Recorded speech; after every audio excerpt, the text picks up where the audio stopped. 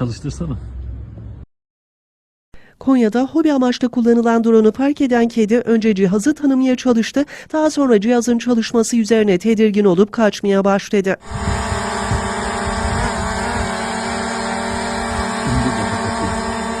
Ancak merakı korkusuna baskın gelen kedi cihazın yanına gelerek zaman zaman pati attı, drone'a meydan okumaya çalıştı.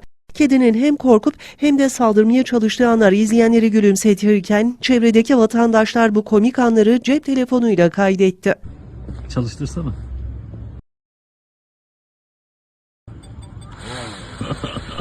Sosyal medyada paylaşılan görüntüler ilgi görerek kısa sürede yayıldı. Kedinin drone'a karşı gösterdiği refleksler izleyenlerden beğeni toplarken bazı kullanıcılar "Kedi gökyüzündeki rakibini tanımaya çalışıyor" yorumunda bulundu.